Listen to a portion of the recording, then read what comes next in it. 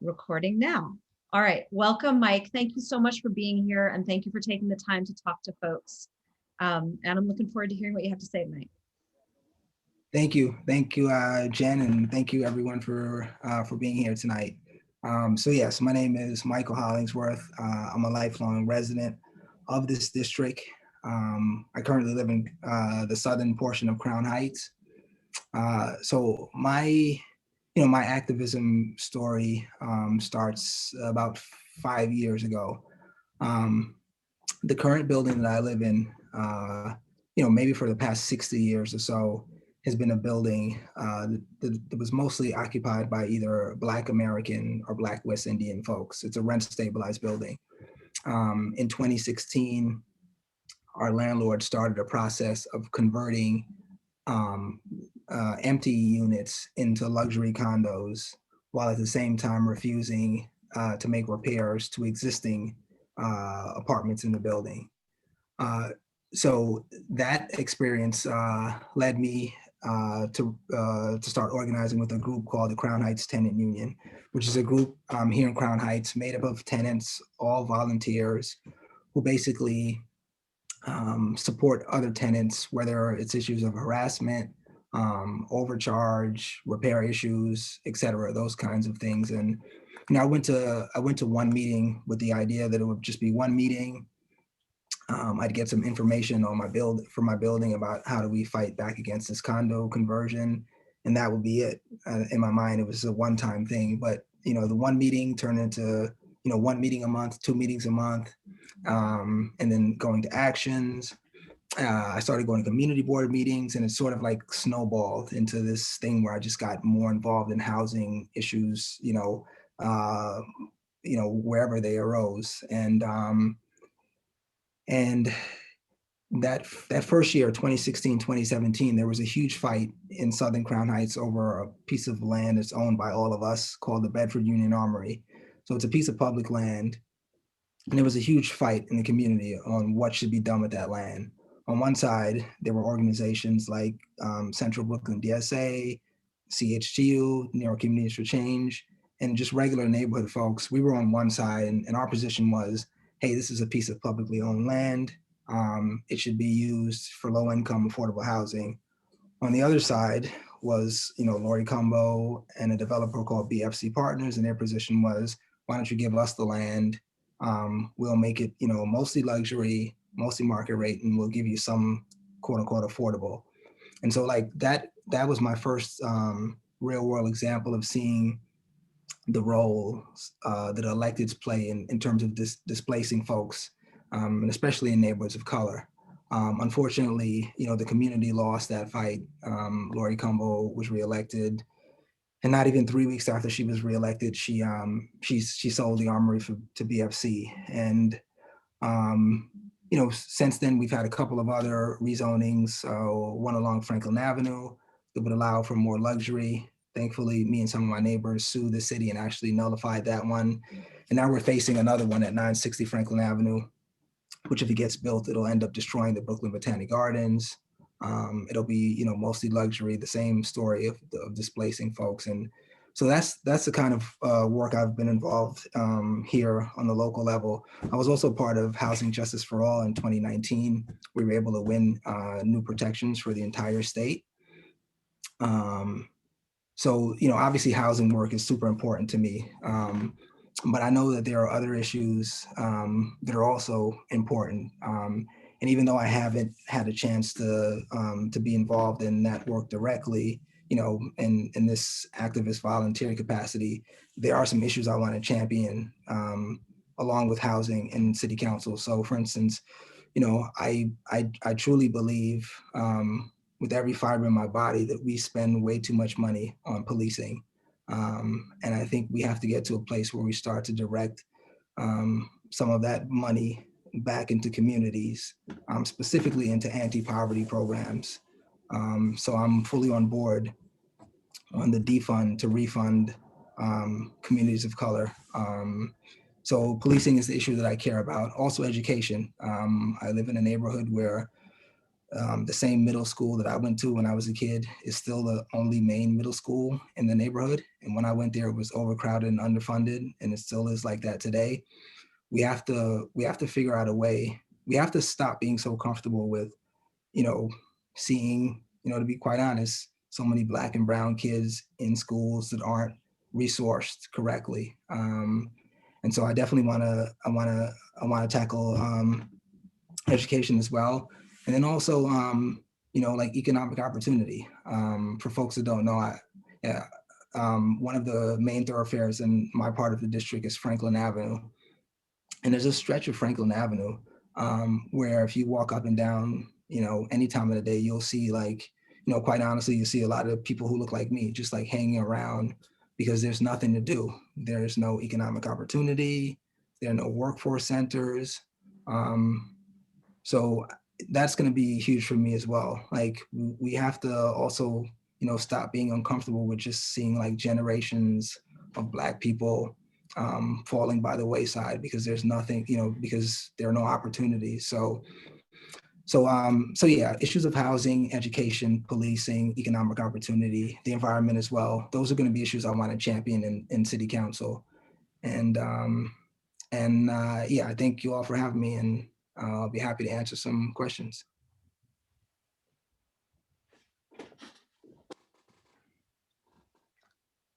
Jen, are you talking? You're on mute. I was muted. That's funny. You'd think after a year.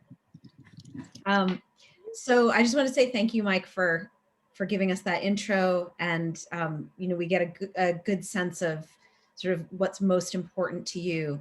And we wanted tonight to make sure that we had plenty of time for everybody's individual questions, because of course, the core of Mike's platform is on his website. We can read it, and it's detailed and well written.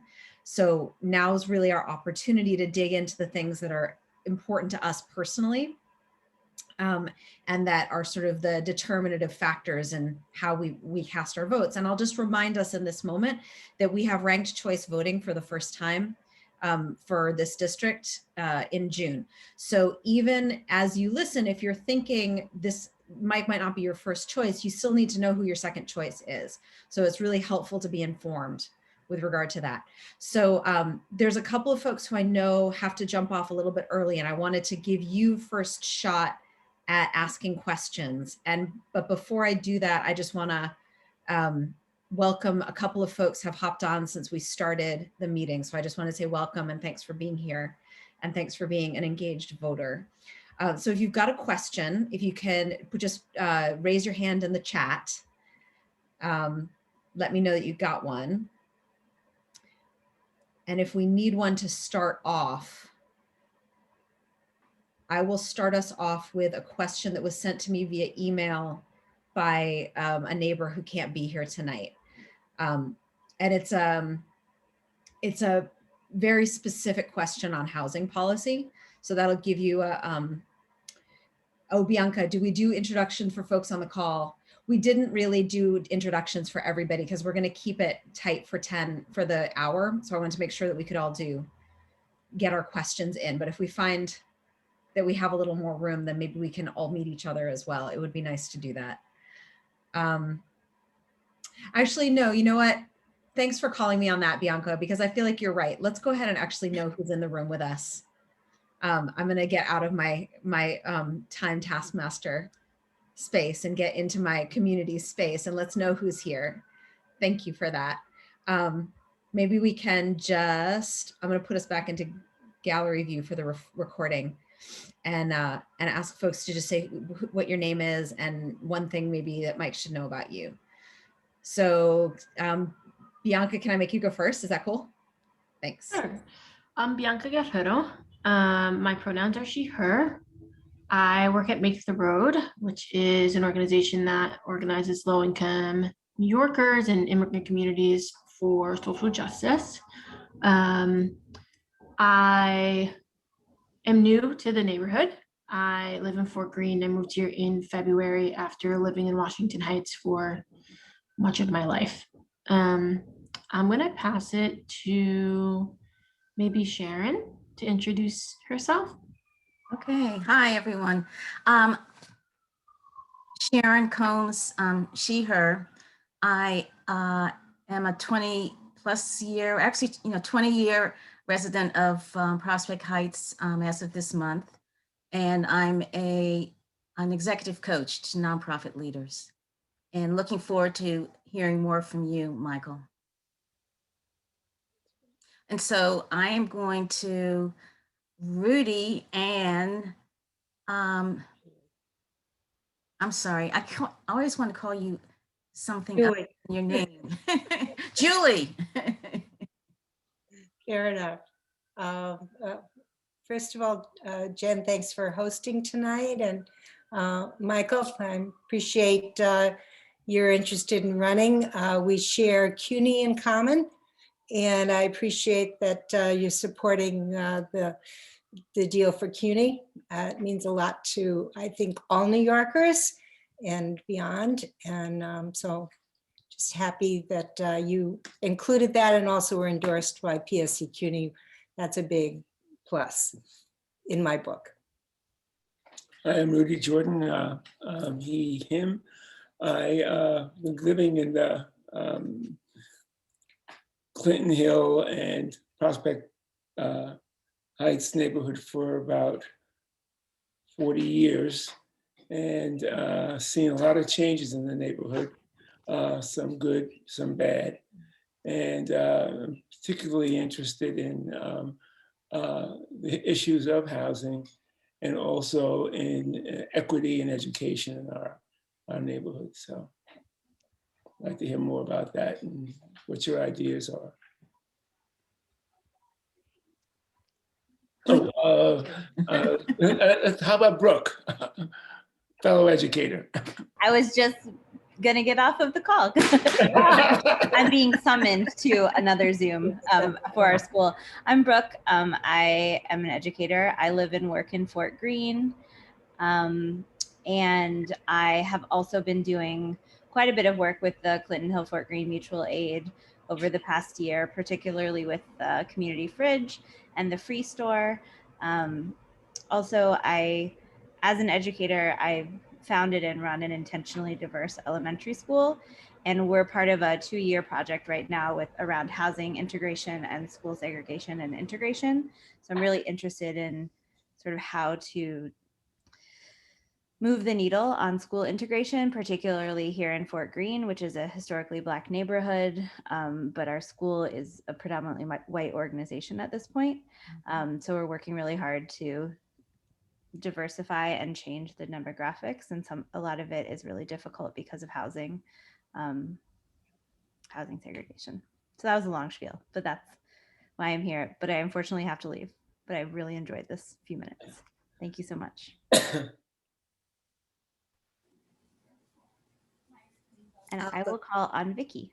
Hi, I am also a fellow educator. I've been living in Prospect Heights for 20 years. I taught in Brownsville and was completely shocked at the implicit bias in the New York City Department of Education. And it's one of the things that really sickens me. I currently volunteer with Fortune Society, and we work with those who have been involved in the criminal justice system. Oh, I need to pass it on. Peter, did you go yet? No, I haven't. Thanks. Hi, everyone. I'm Pete. Glad to be here with you. By way of just transparency, so I'm volunteering with Mike's campaign. I met Mike a few months ago. I'd known about him from the Crown Heights Tenants Union. I've lived in Crown Heights for 9 years. I'm half a block outside the district, so I won't get to vote in this race. But yeah, I'm very glad to be supporting Mike and looking forward to the rest of this conversation. Oh, I'll pass it to, how about Anna? Thank you. Hi, Mike. I really learned a lot from your website. We share immigrant parents, or we have at least one in common. I'm a Prospect Heights resident. My son attends Brooks Magnificent School. I would like to learn more about pretty much everything that you're interested in improving, and be helpful in some way, and appreciate that you're here tonight.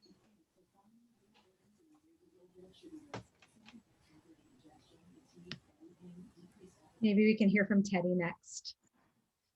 Hi, I'm Theodore Harris. Everybody calls me Teddy, so feel free to call me Teddy.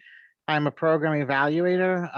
I focus on food systems, food insecurity, and such issue. I help nonprofits measure their impacts and their social impacts in population. And years ago, I also taught at CUNY, so at Queens College, though, which is my alma mater, because I used to live in Bayside.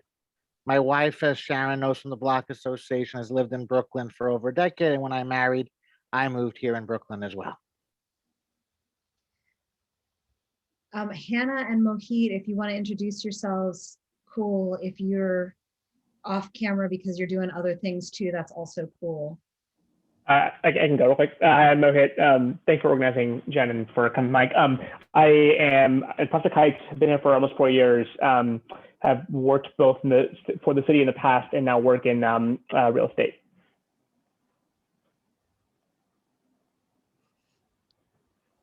I can go. Hi, everyone. Good evening. My name is Hannah Lucal, and I'm a Crown Heights resident, previously Prospect Heights resident. And I know Jen through our organizing with the People's Institute for Survival and Beyond, and recently joined a JFRED neighborhood group. So organizing with Jews for Racial and Economic Justice in Crown Heights, and that's how I learned about this event. So grateful to be here and just here to learn more.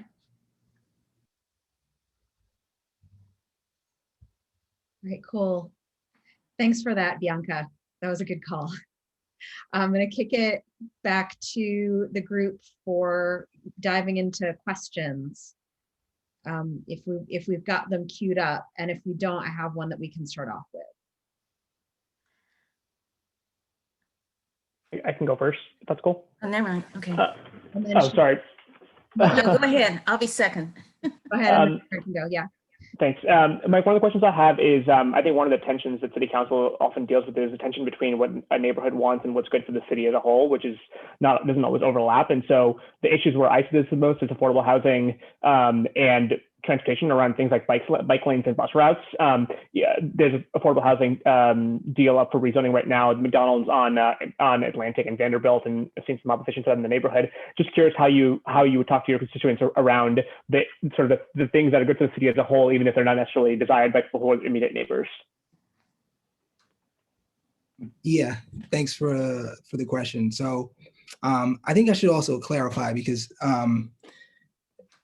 with my background, I think people often have a misconception about me, and they think that I am opposed to development across the board, which is not true. This is a city where we have almost 60,000 folks who are unhoused, right? Somewhere around 20,000 kids are sleeping in shelters every night, right? We have working families who sleep in shelters every night. So we need to be developing, we need to be building. I am opposed to the way we have been developing for the past 20 years, which has been, mostly, for profit. Lots of, we build lots of high-rise buildings that remain mostly empty while people are, sleeping on the street. So I think I should just say that first, so folks know that, I'm not against building, in general. In terms of the way I would approach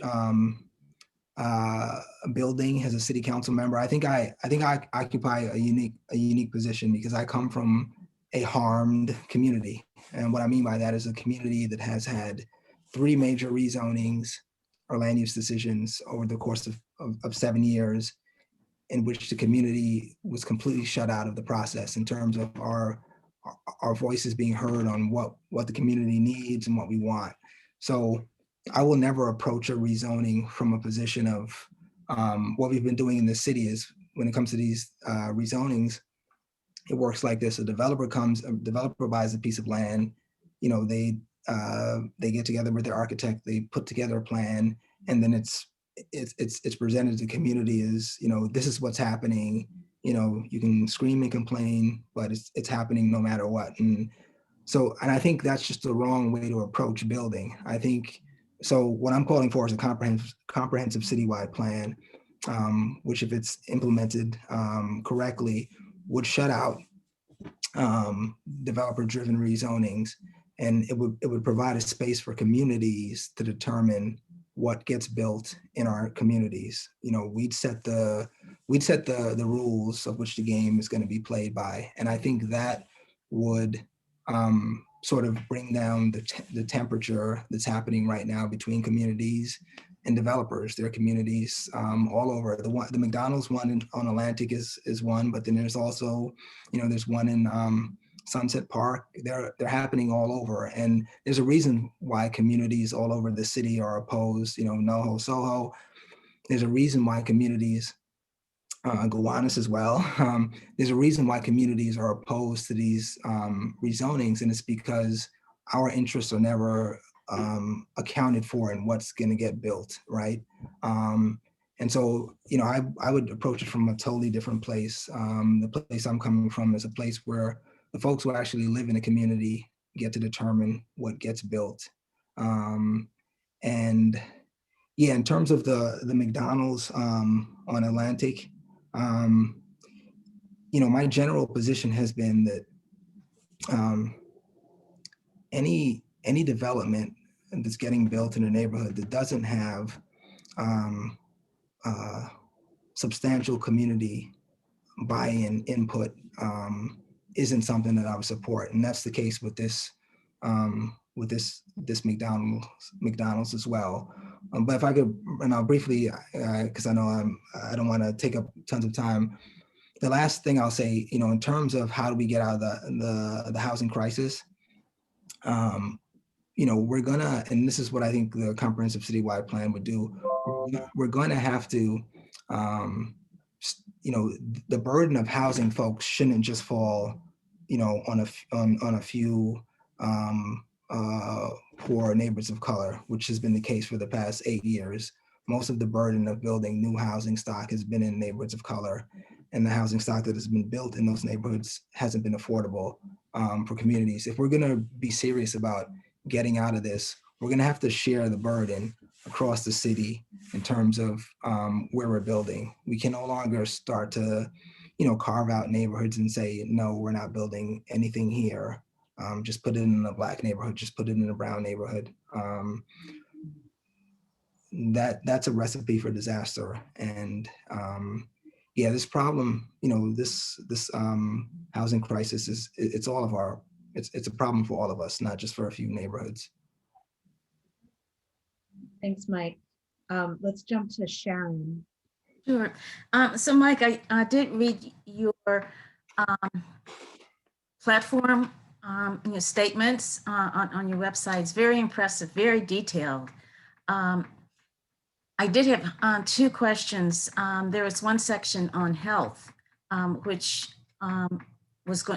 is coming soon. So I'm curious, what your thoughts are, what your position is on that.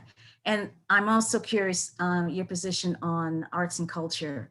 As you know, our community is home to diverse arts and culture organizations in terms of the artistic genre, budget size, race and culture. So your thoughts on that sector is also of interest to me. Thank you, Ms. Combs. So yes. Sharon, please. Thank you, Sharon. So yes, the health one is coming. So just so folks know, the way that I've approached a lot of these platforms is you all, we've already established it. Like I've worked in housing, so like that's where I feel is my strongest sort of, experience space. So, but when it's come to other areas like healthcare, education, et cetera, I haven't been afraid to, to reach out to folks who work in those, in those areas every day, because, I'd be foolish not to tap into resources of people who are, I just believe in that, if you want if you want to know about a particular issue, you talk to the people who are doing that work, every day. And so so what we end up doing is we end up using a mix of my personal experiences, plus their expertise. And so that's what we're doing right now with the healthcare one. And I think we should hopefully have it out either next week or the week after. And I think it's going to be it's going to address a lot of local issues and a lot of citywide issues, and how we fix our unfair healthcare system. In terms of arts and culture, yes, this district is steep in culture. We also have an arts and culture platform as well, because I know it's super important. Just so I can situate myself with you all, I actually live right across the street from the Brooklyn Botanic Gardens, and I grew up in this part. So institutions like the Gardens, like the Brooklyn Museum, like the Brooklyn Library, like the Children's Museum, like BAM, and so many others are, they're part of what makes District 35 special. And I think we need, I'm obviously gonna, not obviously, I am gonna definitely highlight the importance of those institutions, how we keep them, viable, and how we keep them here in our community. And that's one of the reasons why I feel strongly about the fight over 960 Franklin Avenue right now, because it threatens the Brooklyn Botanic Gardens. When I was a kid, I suffered from terrible asthma, and there were only a couple of places that I could go to where I felt like I could breathe, like run around and be a normal kid. One was Prospect Park, and one was the Brooklyn Botanic Gardens. The Brooklyn Botanic Gardens, I've always referred to it as the lungs of Brooklyn. It's our major green space. We need to preserve it and make sure it's here for future generations. Yeah, culture, nightlife. We're also going to have a COVID recovery plan that's coming out next week, where we'll talk about how we help get a lot of our nightlife businesses in the district back up and running, because that's important too. Not just for the character, but also because we need people to be able to to earn a living. But definitely, I'm going to highlight cultural institutions. It'll be super detailed like the other platforms. I would just say, just please bear with us. I still work too, like during the day, so like I don't have as much time as maybe some other folks to like. So that's why we're rolling out platforms slowly, because it's got to be right too. You only get one chance to make a first impression. But yeah, I would just say please be patient with us. It'll be up soon, and then I'd also love to get like your feedback on what you think. This is the way it's supposed to work. Like I don't know everything. I'm open to hearing from you once it's up. What you think. And yeah. Thanks, Mike. Thank you. I'll pass it to Bianca. Yeah, thanks so much for doing this tonight. Really appreciative.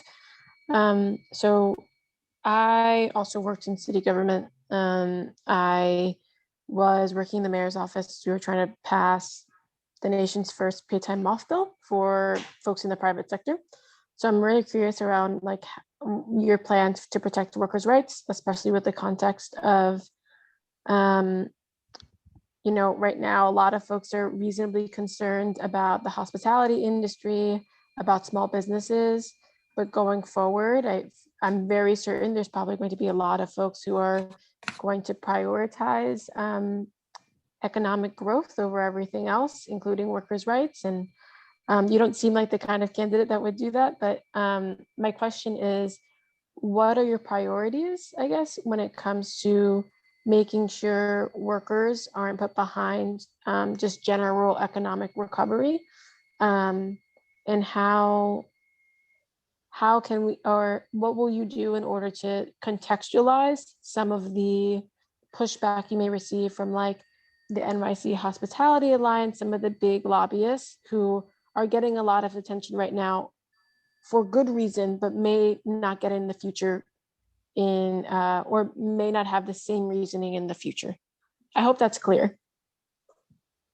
Yes, it is, Bianca. Thank you. And we also have a labor platform coming soon too. So, yeah. So, some things that I'm gonna definitely be highlighting in the platform that I want to do and that I support is, things like we need to create some kind of right to work, right to return to work legislation for a lot of folks who have, who are suffering from this pandemic, where they're like the first ones who are rehired by by their employers, in terms of like expanding workplace rights, things like guarantee at least 2 weeks of paid sick leave.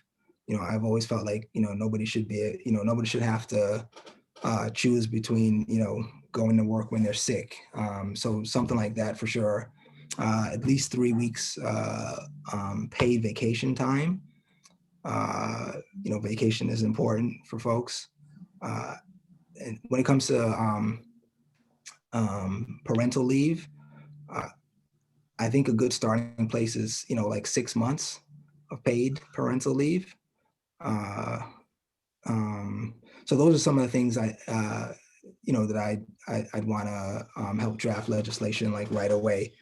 In my office, I'd want to set the minimum wage at about $25 per hour, which is obviously a lot higher than our minimum wage here. As a member of city council, you do have a bully pulpit too. Like I want to use my role as city council, to advocate for a higher minimum wage at the state level. And that's something else that I definitely want to do in terms of like nurses. I think COVID has obviously highlighted the importance of nurses. There's something that nurses want to, there's something called the safe staffing ratio that nurses want to get passed, and they're trying to get that passed at the state level. That's something else that as a member of city council, you can advocate for. Right to return to work. Those are great policies. Those are really Yeah. great. How do you plan, or like, have you thought a little bit about how you'd prepare for the pushback that you'd receive for a lot of these progressive policies? Right. Yeah, I knew there was another part of that question. Yeah, the great thing is my campaign is not endorsed by these folks. I'm endorsed by, groups who actually have like membership bases who do work on the ground. So that's like New York City DSA, New York Communities for Change, the Jewish Vote. These are obviously leftist groups. I don't have the support of, the folks that you're talking about. So I think, what'll make me different from other politicians is I'm obviously not beholden to them in any way. I'm beholden to, my neighbors, to the actual community. And I think that's going to be super helpful. That, I owe them nothing. I only owe the voters of District 35. Thank you. Thank you. We got more folks with questions.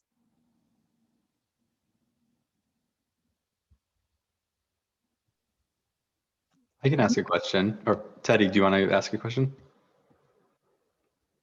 Yeah, hi, Mike. I'm going to ask you a question I ask a lot of politicians as an evaluator, right?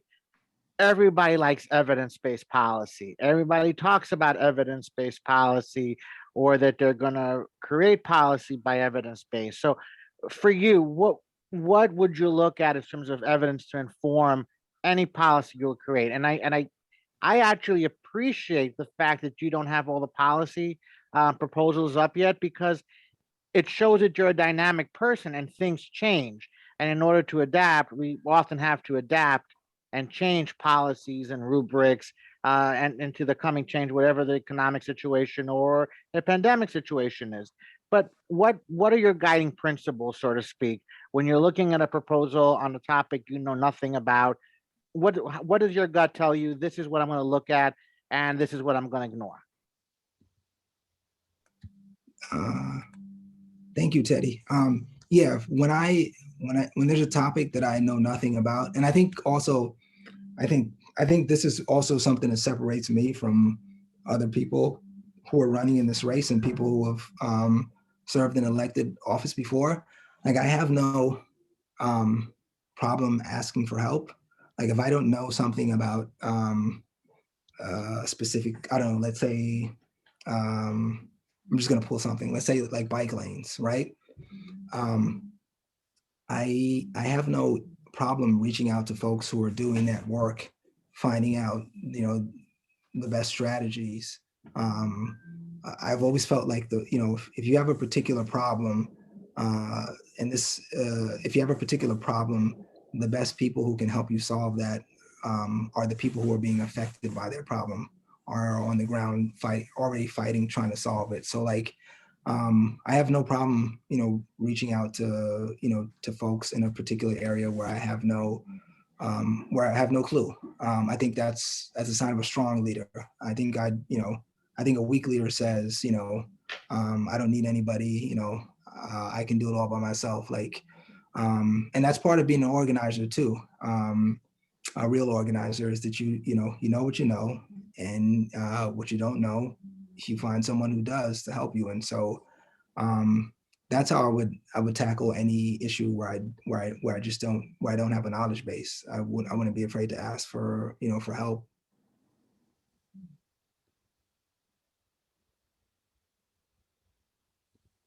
Pete, you're up. Great. So the premise of my question is one of the reasons, as I said before, I support your campaign, and the premise is one of the reasons why, but I want to ask about something I haven't heard you speak about. You're endorsed by the members of the legislature who represent most of District 35, State Senator Jabari Brisport and Assembly Member Farah Soufrant Forrest. And also you're running on the slate of 6 city council candidates that New York City DSA has endorsed. What do you hope your relationship is with those other folks if you're elected? Obviously, there's a different relationship with members of the council versus members of the state legislature, but yeah, what do you hope to do in office with both the fellow members of the council and these members of the legislature who are supporting you? Thanks, Pete. Yeah, so yeah, I didn't get to mention this in my opening statement, but there are lots of reasons why I decided to run for office. But among those reasons is being part of the rent loss fight in 2019. I got to see, after the IDC was defeated and the Democrats took over the Senate, I got to see, like firsthand, going up to Albany, doing the lobby days, I got to see what an actual leftist legislative body can do. And that has been inspiring for me, like imagining what was done at the state level being able to happen in a truly leftist city council. And so like that has always been inspiring for me, what they did. And whenever some days during the campaign, it gets kind of rough, and I always kind of use that as sort of a North Star to think about like the good stuff we could do in city council with a real leftist council. But in terms of working with specifically, my district overlaps with folks like Farah Soufrant, Jabari Brisport, Emily Gallagher. Yeah, I think that there are lots of areas where we can work together. We can work together on things like policing, curbing gun violence. We can work together finally getting NYCHA more money, right? NYCHA's owed about $40 billion in money. We can work on things like that. We can work on passing a Green New Deal at the state level. We can get more funding into education. So there are lots of areas where we can overlap, and I think it's helpful that we now have folks, quite honestly, folks like Jabari, Farah, and Emily who come out of movement organizing spaces who are actually accountable. I think also that's another big thing. Like, for too long, the folks that we've been electing are not really accountable to us, right? I think we're shifting to a new place where we're electing people who actually have accountability to the folks who elected them. And yeah, so I look forward to to working with those folks on a wide array of issues. So yeah, like housing, police, and education, environmental, and yeah, I hope that answered your question, Pete.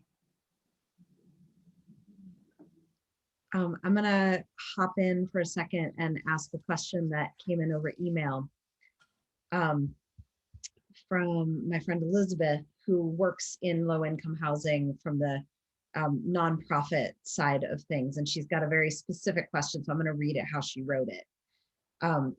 How will you evaluate non-as-of-right developments in our district? What factors will you look at in approvals of mixed income developments? And do you have any specific lines in the sand we should be aware of? Right.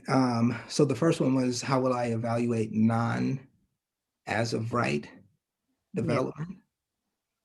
Right. So I think she's talking about rezonings. Mm-hmm. She's talking about rezonings, right? Yeah. So with the comprehensive citywide plan, we and I think I described some of this earlier on. We get us from a place where what's happening right now is developers come into our communities and they determine, they've already determined what's going to get built, and it's like, here, take it or leave it. With a comprehensive citywide plan, we sort of flip that on its head, and that would I think that would answer that, hopefully, for her. As of right is a totally different thing. If an area is zoned for like R71, then the developer can come in. They don't have to engage with the community. They don't have to go through ULURP. They can just build as of right. But I think we shouldn't. What I would also say about as of right is we shouldn't just give up on saying that, as of right, that we can't impose affordability requirements on as of right developments. That is, now that this brings back to Pete's last question, that's somewhere where we can work together with our state electeds, finding out ways how we can impose affordability requirements on as of right developments, whether it's, we tax the land, we start to strip away things like 421A. I'm sorry, and I know there were a couple of others. What was the? I think she was wanting to know what your specific criteria was. And I think what I heard you say is that your criteria is, what does the community want? Is that right?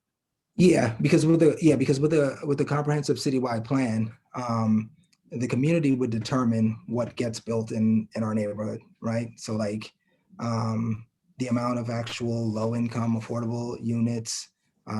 We also never actually think about the other, like the surrounding infrastructure, right? Like like schools, for instance. If you're building X amount of units, what about X amount of seats for possible? It's a weird thing that we do now. We build these these huge buildings for thousands and thousands of people, and we never build schools. We don't build like more hospital, like just the other stuff. There's other stuff. Whenever you expand a neighborhood, there are other things that you need to take into account that we don't. What about your supermarkets? What all of the basic stuff that people need to survive. So like when I say that we need community input, it's that too. You need to hear from the community, the folks who are going to be living here, who have lived here. What do they need in their neighborhoods so they can continue to live there. Thanks. We have like 10 minutes left, and that's probably time for 2 more questions. And Bianca has another question, but I want to see if there's anybody else who hasn't spoken yet who wants to ask a question.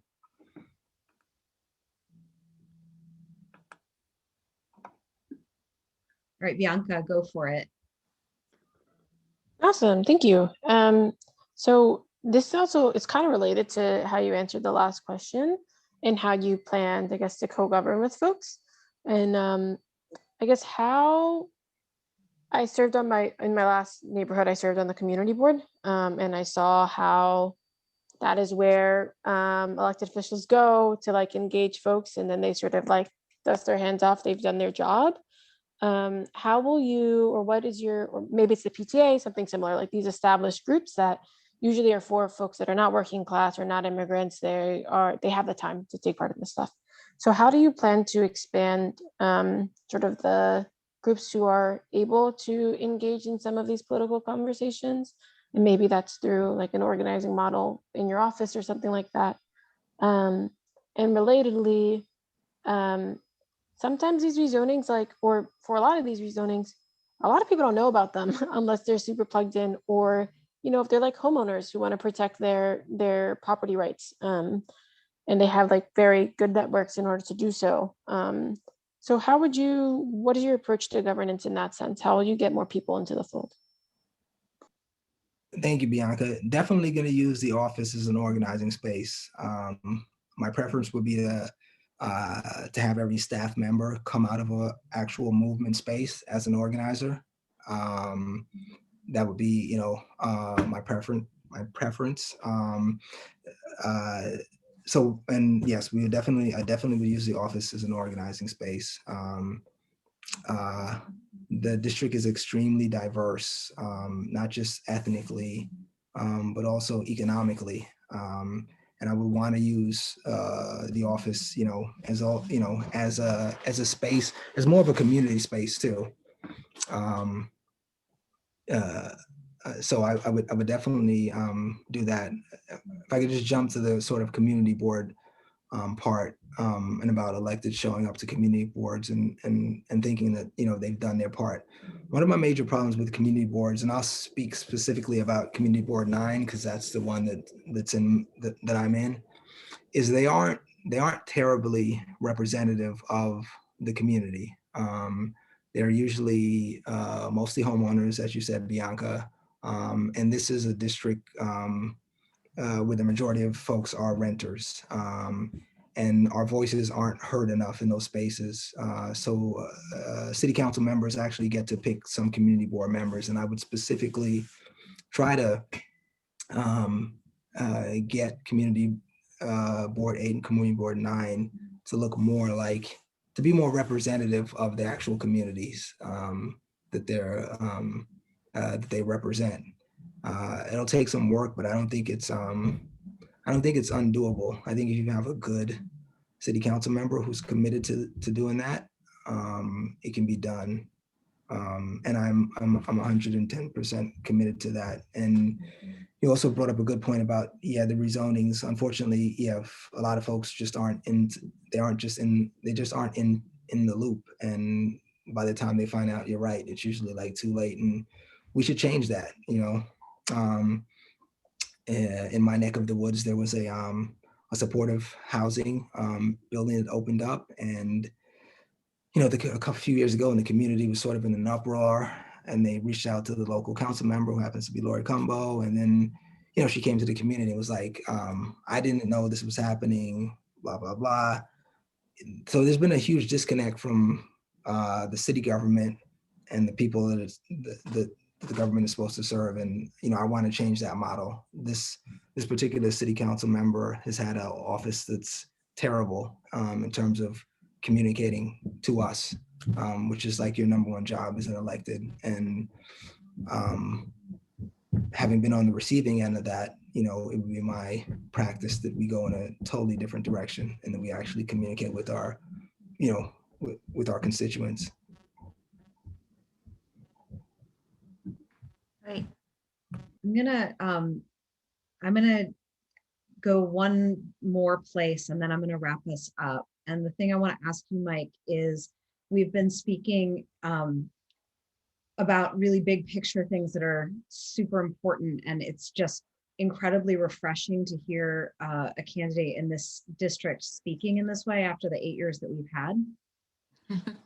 And I'm curious about like the very, very little picture of constituent services around things like potholes and no trash cans. And, we need a speed bump on the street and we want a bike lane over here. And I'm curious about the like unsexy stuff that comes through the city council member's office every day and your approach to that. Yeah, it's part of the deal. So I'll quickly share like a short story that hopefully will have everyone understand where I come from. So when I was a kid, there was a Congress member named Major Owens. He was kind of famous in the district. And again, this is a Congress member, right? Federal elected. And my dad one day took me to his office. I was a little kid. We actually were able to go in the office, meet Major Owens, go into his office, sat down. He and my dad were talking, and then when it got to what my dad was there to complain about, my dad was like, he was like, our kitchen window is broken. There's something wrong with our kitchen window. And again, folks, this is a federal Congress member, and he actually helped my dad. And so I have and my dad used to do the same thing with like Mary Pinkett and Roger Green. So I was legitimately raised in an environment where going to your elected official's office and asking for stuff is normal. Like that's part of their job. Like we are now living in a bizarro world where it's almost like you're a nuisance if you ask an elected official to do something for the community. And, we have to break that. Again, that's not normal for me. It's become normal, unfortunately for a lot of people, but like, that's not the way it's supposed to be. So like, if somebody has a complaint about a pothole or trash, like you're supposed to go to your elected official and get help from, to rectify that. So yeah, so I think I'm, in this space, I'm built a little bit different than I think a lot of other people, just because I was raised in a different, environment. And that's the kind of environment I would want to have, that I would have in my office, is one where folks don't, also like, I've had people tell me that at this point, they don't even call like Cumbo's office anymore because they know that you get nothing. Yeah, and that's just not it's just not the way this is supposed to work. So I have a totally different mindset than she does, and probably like most people who run for office these days. If I'm fortunate enough to be your city council member, I remember that I work for you and not the other way around. And I think that's important. And again, I think that's that's one other thing that separates me from some of the other folks who are running.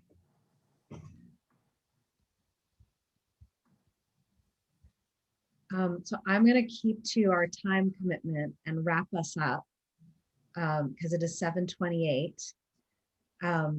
So I just want to ask Mike, do you want, if anybody on this call has felt inspired to give to your campaign or to volunteer for your campaign, where should they go? Yeah, so I don't usually brag a lot because I'm just not that kind of person, but I want to brag a little bit here. Thankfully, within 3 months, we were able to max out. So like money is not an issue. For us, we're fully funded for the primary. We're also a couple of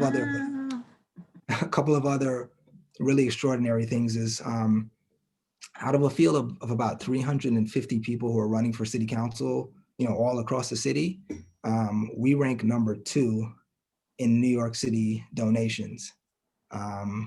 And we're also number 1 with in-district donations. And those numbers show that like, we have, and again, I have like no name recognition. Tiffany Caban is number 1, and obviously she's famous, which makes sense. But, those numbers show me that, that something about the campaign is connecting with people, right? Like I'm not a polished politician, like I'll stammer and stutter my words and stuff, but like, what that tells me is that like people are really looking for someone different, like someone who is not in the mold of what we've had before, but someone coming from a different space. And so yeah, so we're good in terms of money. The one thing that we do ask people if they, if they want to support the campaign is, join. We do lots of phone banking because of COVID, obviously. You can sign up to phone bank on our website. At some point, hopefully, we'll have enough vaccine out there where we can actually go out and start knocking on doors. If folks are vaccinated and they feel comfortable doing that, we'd love to have you do that too. But yeah, right now the main ask is if you're so inclined to, just volunteer for either phone banking or street canvassing. Like that's how we're gonna win, is by reaching out to to our neighbors and telling them why they should vote for us. And I would also say the last thing is and this kind of goes back to constituent services. I dropped my email in the chat earlier. I actually check the email. I actually answer questions. So, if folks have any questions, you can also reach out to me that way, and I will definitely respond because it's, it's part of the deal. Why don't you drop that in the chat again, Mike? Okay.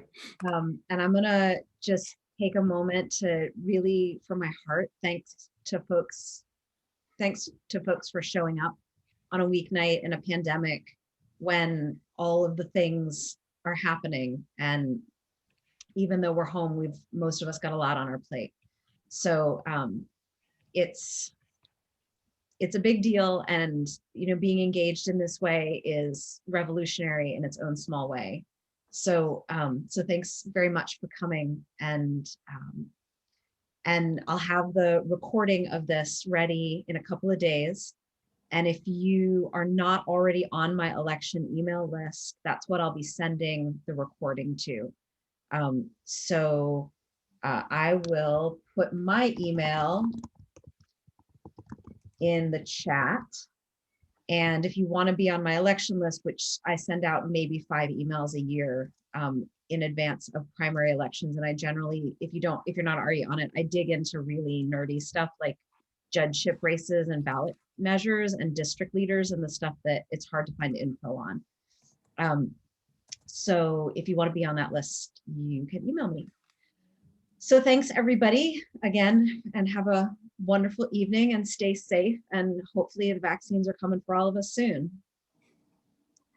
Thank you. Wow. Thank you. Thank you. Good night. Thanks for organizing, Jen.